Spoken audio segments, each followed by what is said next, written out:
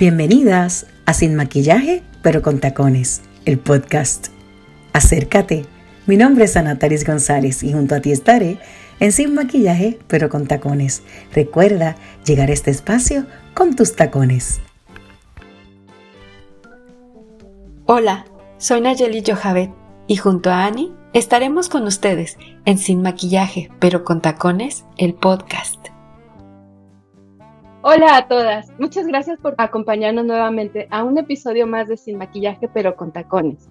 Mi nombre es Nayeli y junto a Ani estaremos compartiendo nuestras pisadas en tacones. Acompáñanos compartiendo y escuchando historias de mujeres que han levantado sus ojos, calzado sus tacones y continuado hacia adelante. Quítate el maquillaje, los filtros, por favor, relájate en este momento, dale masaje a tus pies. Muéstranos tus tacones y acompáñanos en esta pasarela que se llama vida. Ani, ¿cómo has estado? ¿Te pusiste los tacones esta semana? Pues estoy muy bien, he estado muy bien y sí me puse los tacones en esta semana. Esta semana he estado de citas médicas. Sabes que en los primeros meses del año uno está con sus estudios médicos anuales, ¿verdad? Los anuales. Pues entonces ahora estoy con mis ojos. Así que fui al oftalmólogo.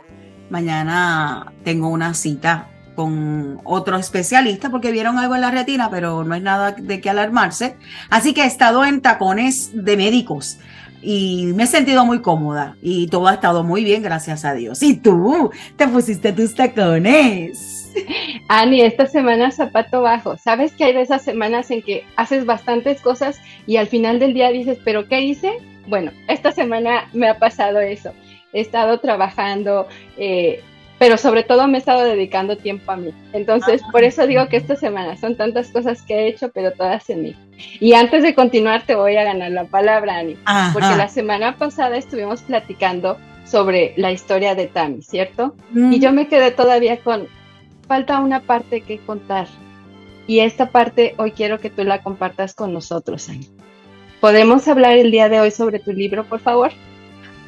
Ok, no hay problema, lo podemos hacer. Sí, con mucho gusto podemos hacerlo.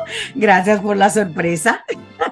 Ani, a mí me gustaría compartir con todas nuestras amigas lo que tú pasaste en ese año que fue difícil. La pandemia fue difícil para todos, pero yo creo que en especial tu historia es una historia que compartiste con nosotros en tu libro y que me gustaría que otras personas más pudieran escucharla y llevarse la luz que al menos yo creo que las que ya hemos leído tu libro la tenemos con nosotros. Así que, ¿qué te parece si nos cuentas qué significó para ti ese año 2020, el año de la visión perfecta? Pero antes de yo contestarte, vamos a hacer una advertencia, que es la advertencia de tacones. Les avisamos que no somos profesionales en el tema, ni pretendemos que este sea un lugar que se interprete como tal. Es un espacio donde compartiremos nuestras historias para dejarte saber que no estás sola. Ahora sí. Pues mira, el año de la visión perfecta, en un capítulo hablo de la visión perfecta porque cuando comenzó el 2020 hubo muchas reflexiones y muchos mensajes sobre la visión perfecta. Y esta semana que he estado de oftalmólogo, fíjate qué interesante que me haces esa pregunta, porque cuando fui donde mi oftalmólogo, al revisar mi receta, ellos dicen que no ha cambiado, que con mis espejos lo sigo viendo 2020. Y eso me resultó interesante porque recordé ese año de la visión perfecta, cuando salí del médico, recordé esas reflexiones del 2020. Y lo que quiero en el libro es enfatizar que hay veces que pensamos que la visión 2020 no nos permite o evade ver la realidad. Ver perfecto es ver las imperfecciones. Ver perfecto es ver mi debilidad. Ver perfecto no es simplemente ver las cosas buenas. Ver perfecto no simplemente es hablar de que todo va a salir bien. Ver perfecto es reconocer que dentro de esta realidad perfecta que Dios hizo, hay imperfecciones, hay debilidades, hay dolor. Y la visión perfecta es cuando yo logro ver esos dolores y los puedo transformar. Para mí eso significó la visión 2020, porque recuerda que mi situación comienza, o el libro comienza desde el 2019, en diciembre, final de diciembre de 2019. Entonces, exactamente, cuando Tami también nos contó esa parte inicial de tu libro. claro, entonces, pues yo quise hacer énfasis de esa visión 2020, que hay veces que pensamos que la visión 2020 o el año 2020, el año de la perfección, el año de todo va a estar bien, el año de que nada me va a suceder, el año de que todo va a ser victoria. Y la visión 2020 para mí es yo ver con claridad mis debilidades, mis imperfecciones, mi dolor, mi tristeza y cómo yo transformo esa realidad. Ani, cuéntanos un poquito más de ese año. Después de la muerte de tu hermano, vienen más problemas a tu casa. Yo me había ido de vacaciones. Esos días de vacaciones es que llega el lockdown, ¿verdad? El cierre. Regreso a mi casa con la tensión y ahí es que comienza todo, porque encuentro que 2 miembros de mi familia están con el virus. No lo sabíamos hasta varios días después que yo llego. Entonces mi preocupación eran mis papás. Eso fue en marzo y ya en abril muere, el primer día de abril muere mi mamá. Yo soy quien encuentra a mi mamá muerta. Y mi papá me llama y entonces ahí es que yo acciono, gracias a mi marido, y tuvo control de todo y que yo pude manejarlo, ¿verdad? Junto con mi papá, pude trabajar con mi papá. Y a los pocos días, mi mamá muere primero y el 3 de abril mi papá es hospitalizado. Entonces recuerdo cuando la ambulancia se llevó a mi papá. Todavía la hija mayor, Rocheli, estaba también teniendo una situación difícil donde no le diagnosticaban el virus y cada día era peor, cada día se ponía más enferma, más delicada, hasta que entonces también se la llevan al hospital. Entonces llega el momento en que estamos Julio y yo con todos en el hospital, mi mamá cremada, sin poder hacer nada con ella, mi hermano también con la enfermedad, Rocheli en el hospital, mi papá en el hospital, y a Julio y a mí también nos da. Así que nos visitó. La sombra de la enfermedad y la muerte visitó nuestra casa. Y fue un año. Ay, estuvo con ustedes. Sí, fue un año que estuvimos todo el año, literalmente todo el año, en una tristeza y en momentos de dificultad y en momentos de preocupación, porque no es hasta junio que mi papá llega a la casa. Así que fue un tiempo muy, muy difícil, hasta diciembre, que es que mi papá puede caminar por sí solo. Todo este año, Ani, ¿qué pasaba por tu mente? Porque si de por sí perder a un hermano es difícil, perder a tu mami es palabras que yo creo que muchos, yo en este momento no puedo saber cómo se siente porque mi mami todavía está aquí, pero siento que es una pérdida muy grande. Tener a tu papá en el hospital, Ani, ¿qué es lo que realmente pasaba por tu mente? ¿En algún momento llegaste a pelear con Dios? ¿Qué le decías? Fíjate, Naye, cuando yo me vi que estaba en una tristeza bien profunda, yo llamé a mi primo, que es psiquiatra. Y entonces él me hizo unas preguntas que siempre quedan en mi memoria. él me decía, cuando lloras, ¿en qué piensas? Entonces mi tristeza era que mi papá estaba solo en el hospital, pasando un duelo solo, después de tantos años de casado. Yo no estaba pensando en mí, yo estaba pensando en él.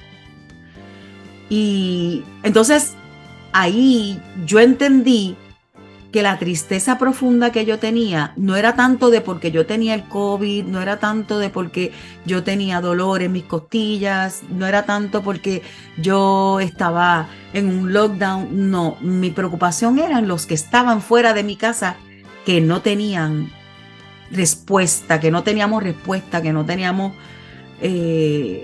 la alternativa de verlos. Yo no recuerdo haber peleado con Dios, fíjate. No lo recuerdo. No lo cuestionabas tampoco. Yo de verdad, en este momento no lo recuerdo. Sí, quizás le podía estar preguntando hasta cuándo iba a ser este tiempo. Cuándo mi papá regresaría, cuándo veríamos que mi papá saliera del hospital. Porque fueron muchos momentos en los que nos llamaron diciéndonos que no nos aseguraban ni a Rochely ni a mi papá. Así que yo creo que esa era mi pregunta, pero lo único que yo te puedo decir y recordar o lo puedo asimilar o asemejar, perdón, es cuando pasa una sombra de nube, ¿verdad? Que tú lo ves en el piso. Así yo estaba viendo el tiempo en mi casa, como una sombra que estaba pasando lentamente sobre ella. Yo sabía que iba a terminar, pero la pregunta era hasta cuándo iba a ser, cuándo yo iba a ver a mi papá. ¿Cuánto iba a durar esa sombra sobre ustedes? Exactamente. Ani, es curioso, y en realidad esta pregunta es un poquito más personal. ¿Por qué tu dolor o tus pérdidas los viste como un desierto?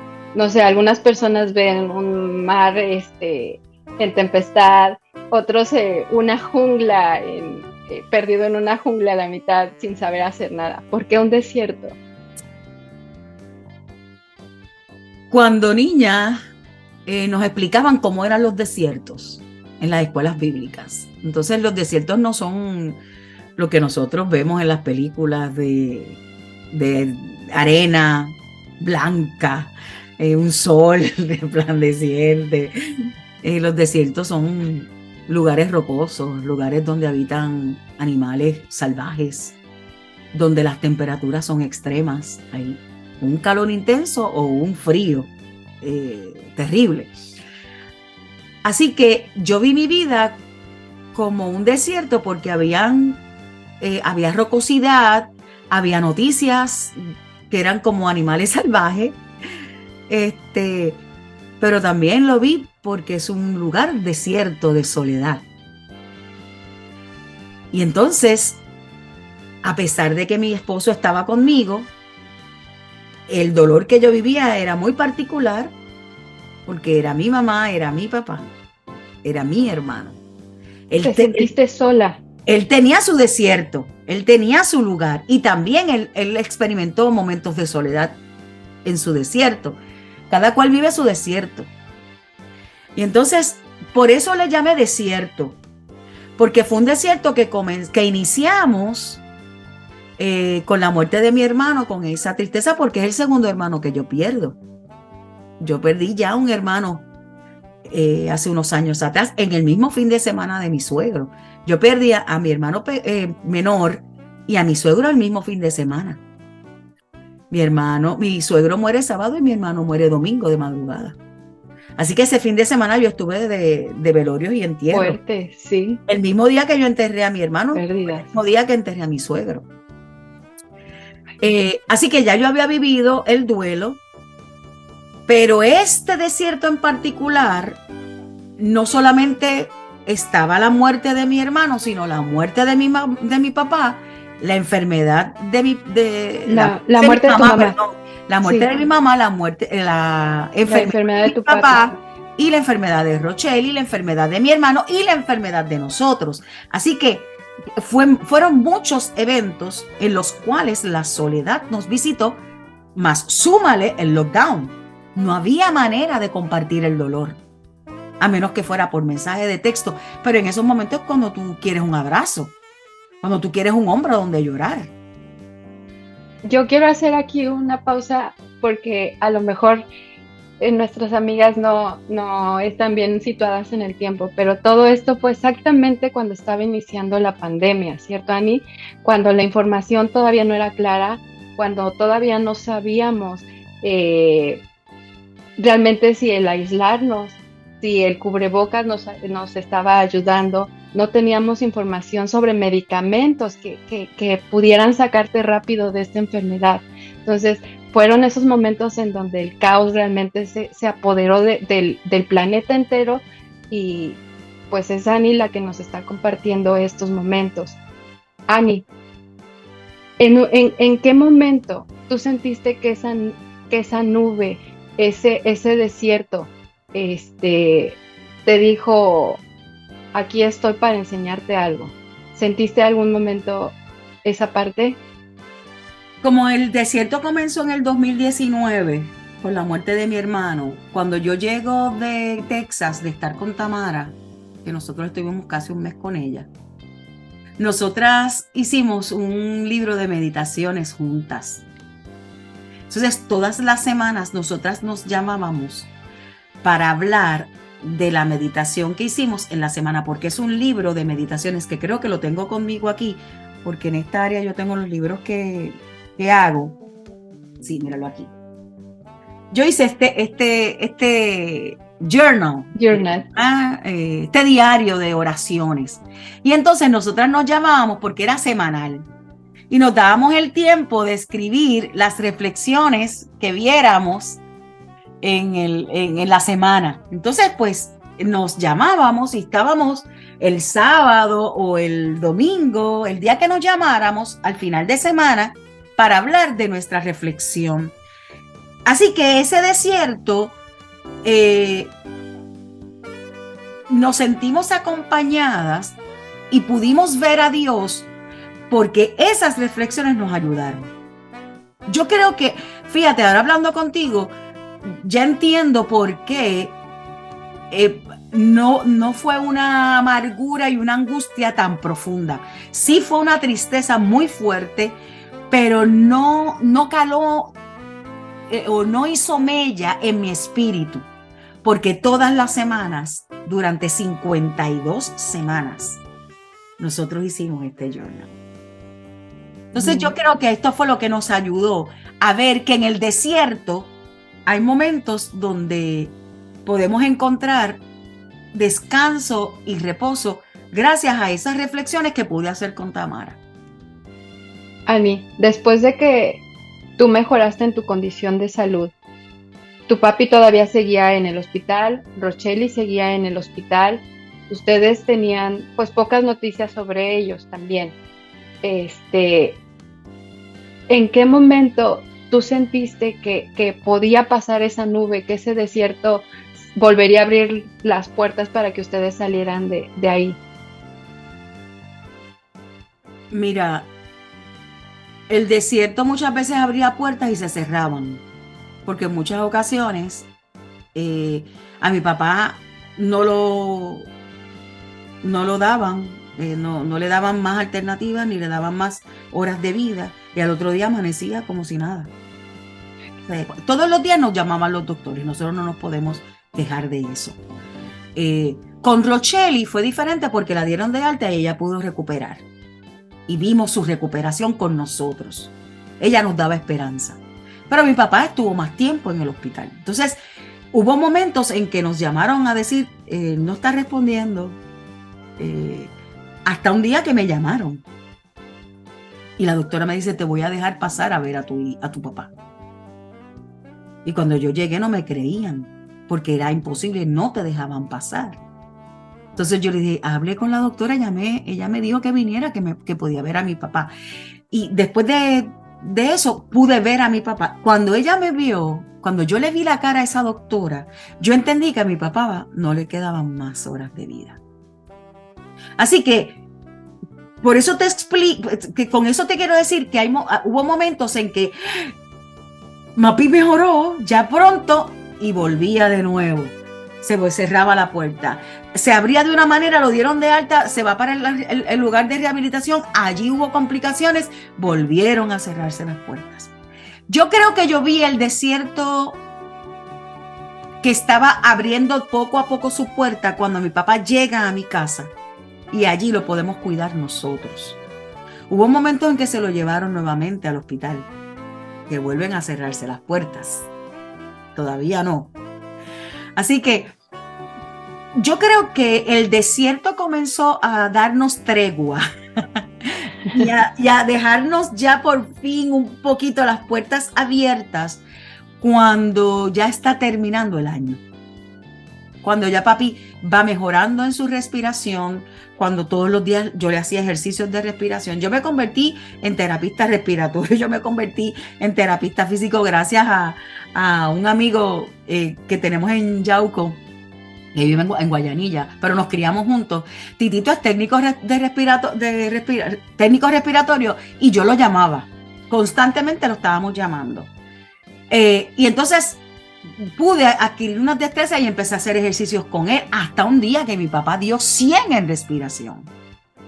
Ahí yo vi que el desierto comenzó a abrirse. Así que fue como a finales de año, pero realmente la puerta se abrió el 21, creo, de diciembre de ese año 2020, cuando mi papá bajó las escaleras para dormir en su cuarto. El 21, que toda mi familia llegó a celebrar la Navidad con mi papá. Allí yo vi las puertas del desierto abrirse. Ani, como tú nos has dicho y en tu libro tienes una frase muy hermosa que dice: todo desierto tiene un oasis. ¿Cuáles o quiénes fueron tus oasis? Como te dije, el libro que hice con Tamara, las reflexiones de Tamara, fueron unos oasis en mi vida. La gente que cuidó de nosotros, trayéndonos comida cuando nosotros no podíamos con nuestra vida. Nosotros tuvimos comida mucho tiempo.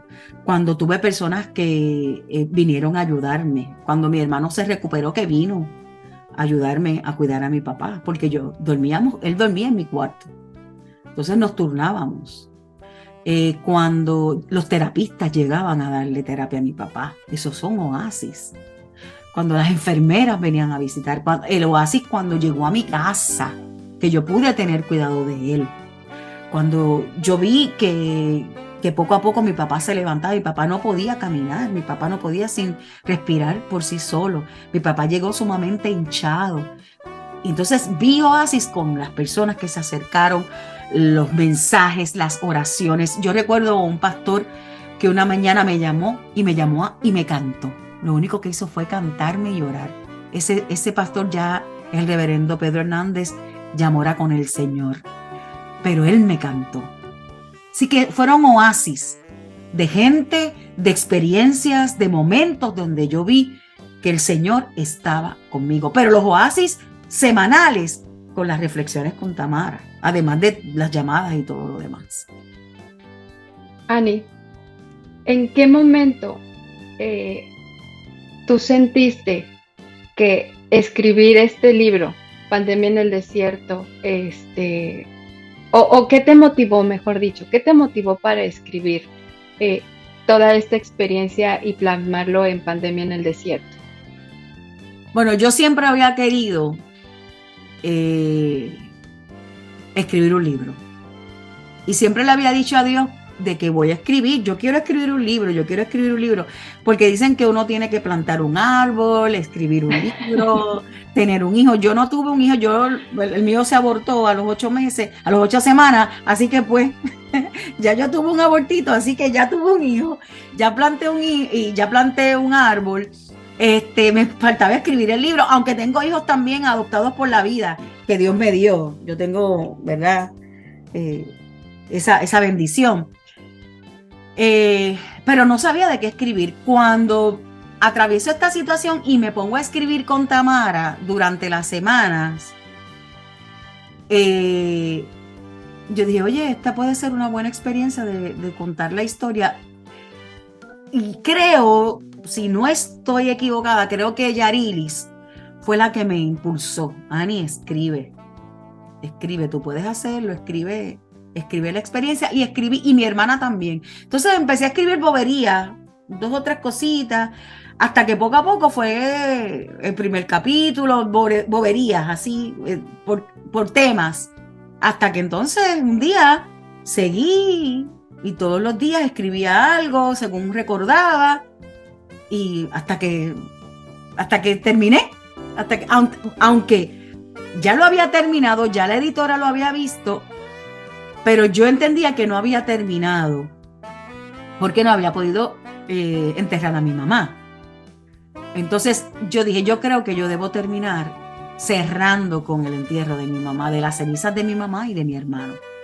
Entonces ese fue el capítulo final, cuando cerré las puertas de la casa de mi papá en Yauco.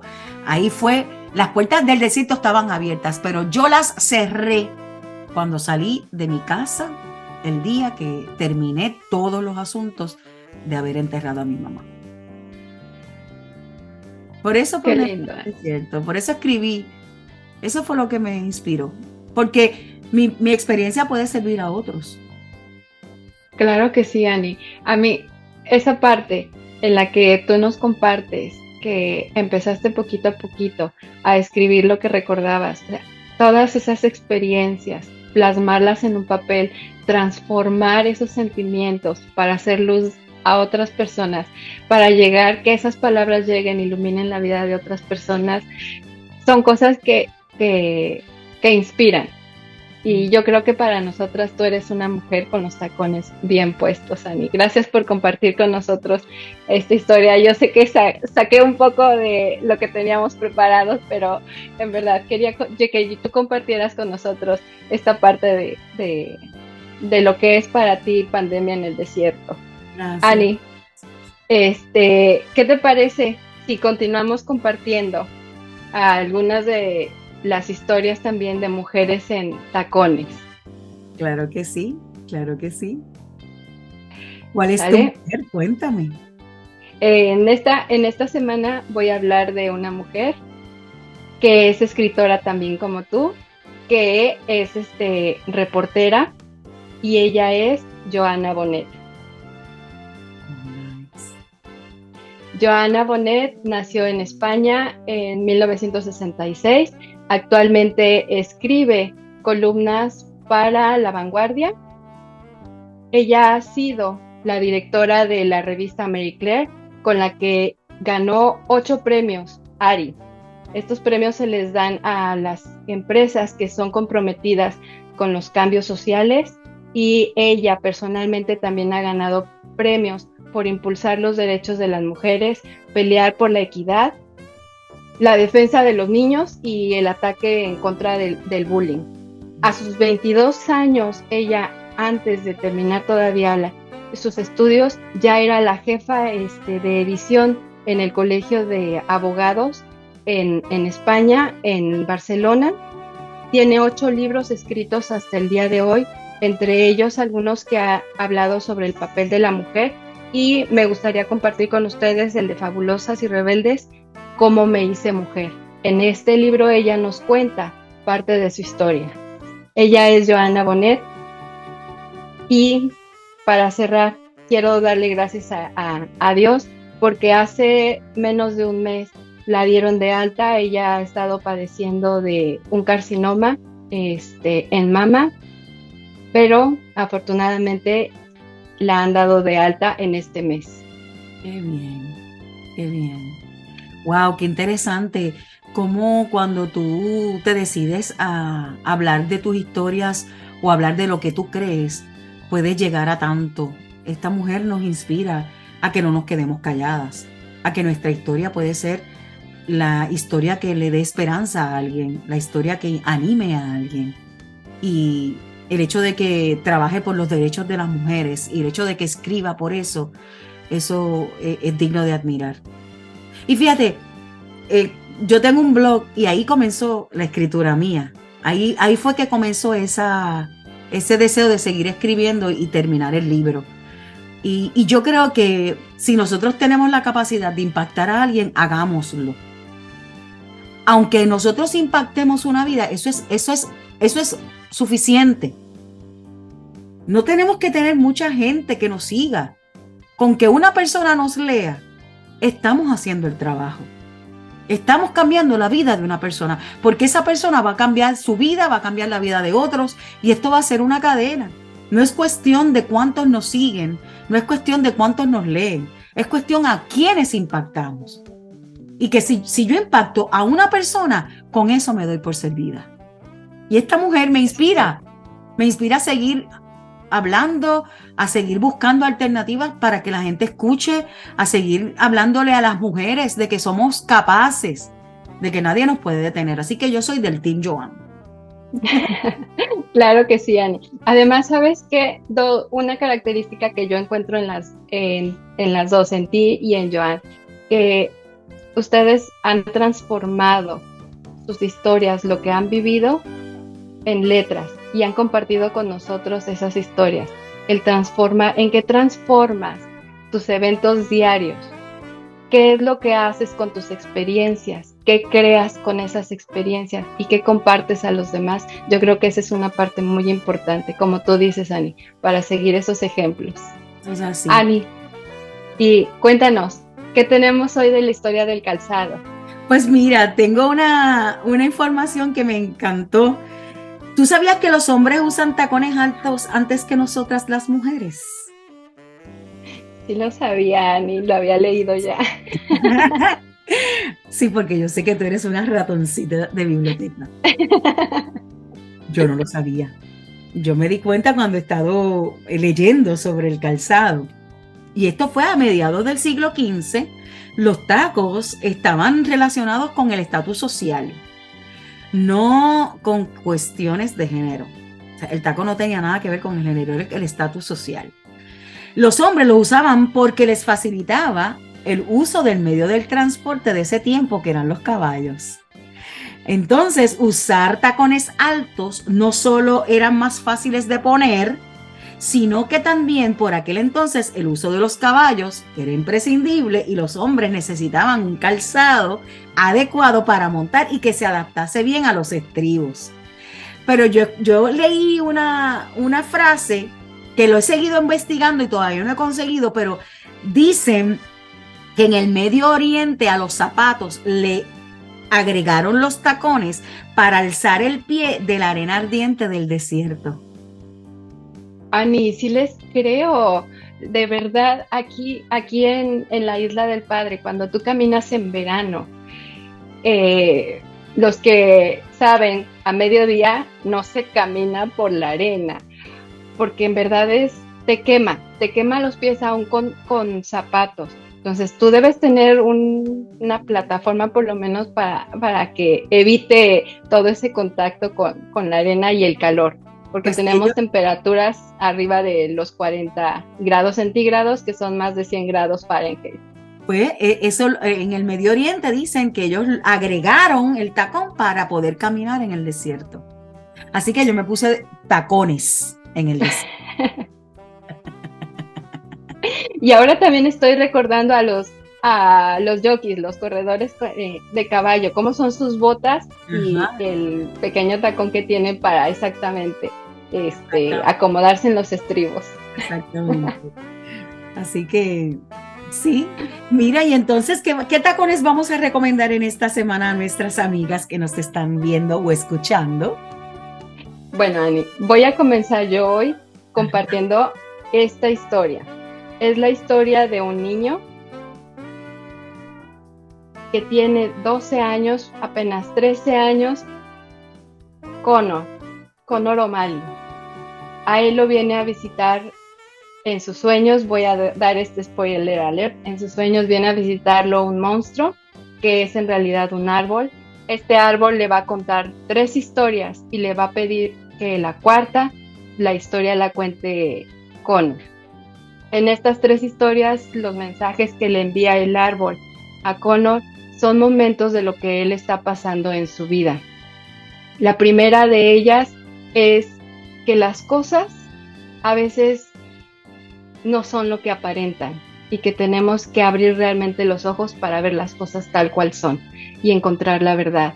La segunda historia es que muchas veces las cosas que nosotros decimos y hablamos sin pensar, podemos perjudicar a alguna persona y al final del día necesitar la ayuda de esa persona. Y entonces podríamos vivir con consecuencias tal vez trágicas si no medimos nuestras palabras. La tercera historia que le cuenta el árbol a Connor es la historia de las personas invisibles, pero no invisibles porque no se ven, sino porque no las queremos ver. Y la cuarta historia, que es la que cuenta Connor, lo único que voy a decir es que es la verdad, y es una historia que gira en torno a lo que está viviendo, los problemas que está viviendo Connor. No les quiero hacer un spoiler alert más grande de la película, pero en realidad se las recomiendo, y si no quieren ver la película, también está el libro, que es del escritor Patrick Ness. Ani, ¿qué historia nos tienes tú para recomendar? ¿Qué tacones? Pues yo tengo un libro que quiero compartir y es Una vida mejor de Christy Muller, Lecciones que transforman vidas. Es un libro donde te ayuda a transformar las situaciones difíciles en momentos oportunos de ver la mano de Dios. Es como voltear, como dicen los españoles, como voltear la tortilla. Toda situación la podemos transformar. Y ella nos da unas herramientas, y es un libro donde también puedes interactuar, puedes escribir en él. Así que este libro me lo regaló Yarilis en mi momento difícil y fue una joya que atesoré mucho. Christy Muller, Una vida mejor, lecciones que transforman vidas. Yo quiero cerrar con mi última recomendación nuevamente. El libro de Annie, Pandemia en el Desierto. Por favor, está en Amazon. Es un libro en verdad donde Annie nos cuenta en esos capítulos lo que ella vivió, cómo lo experimentó. Nos abre de verdad su corazón. Y sobre todo este libro nos trae luz, porque al final del día ella no perdió ese centro, se agarró de Dios y siguió su paso.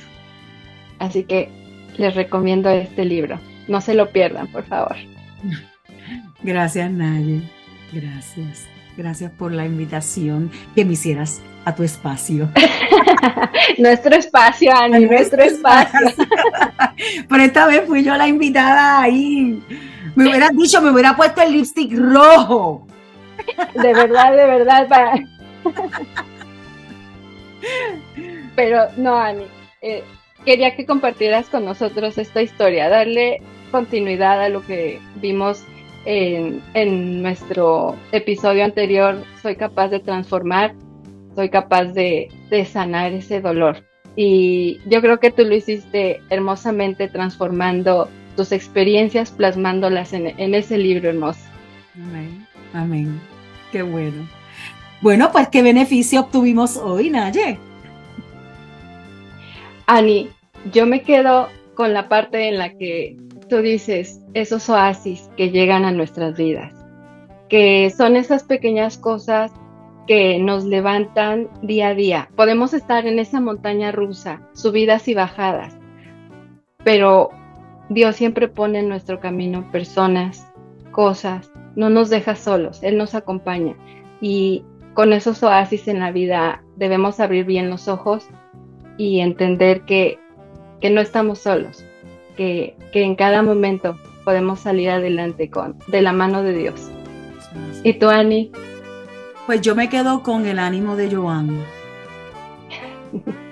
Yo me voy a quedar con el ánimo de Joan, de no quedarme callada, de seguir escribiendo lo que yo pienso, de seguir animando a las mujeres, de continuar sin importar las situaciones particulares, y que podemos transformar la vida de mujeres, porque fíjate cómo tú la conoces. No vive en Texas. No. española. Entonces, yo quiero seguir transformando como yo pude ser visitada por Dios y ser enseñada para transformar. Dios me enseñó a transformar, pues yo quiero eso mismo, que otras personas, otras mujeres lo puedan ver. Que somos capaces de transformar todas nuestras circunstancias de la mano de nuestro Dios. Con eso me quedo con Joan y me quedo orando por ella para que el Señor siga obrando en su ¿verdad? En su enfermedad y que en este momento de enfermedad ella pueda encontrar la esperanza en Dios. Yo me quedo. Joan, si la quieren seguir, está también en Facebook, Joan Bonet, y ahí ella comparte sus historias y comparte lo que está haciendo. Qué bien, qué bien. Pues con ella me quedo. ¿No? Pues amigas, aquí terminamos nuestro podcast. Gracias por escucharnos, por estar con nosotros. Recuerde, suscríbase a YouTube, a nuestro canal en YouTube. Toque la campanita para que esa campanita le anuncie cuando hay un nuevo episodio. Síganos en Instagram, síganos en Spotify, síganos en Facebook, en Sin Maquillaje, pero con tacones. En Instagram específicamente es @Sin Maquillaje, pero con tacones. Y en todas las demás plataformas es Sin Maquillaje, pero con tacones, con espacio entre cada palabra. Gracias por estar con nosotros y recuerda, eres capaz de transformar tu dolor. Eres capaz de transformar cualquier noticia. Eres capaz de transformar cualquier situación difícil. Lo único que necesitas es a Dios de tu lado. Cuenta con Él y todo será diferente. No es que no vamos a pasar situaciones difíciles, no es que no vamos a pasar tristeza, no es que no vamos a llorar, no es que no vamos a pelear con Dios. Eso no significa eso. Lo que significa esto es que vamos a tener todo eso, pero vamos a poder transformar nuestra situación en algo para bien, porque todo obra para bien para los que aman a Dios o para los que Dios ama. Así que gracias por estar con nosotros en Sin Maquillaje, pero con tacones. Hasta la próxima. Bye bye. Hasta que nos volvamos a encontrar.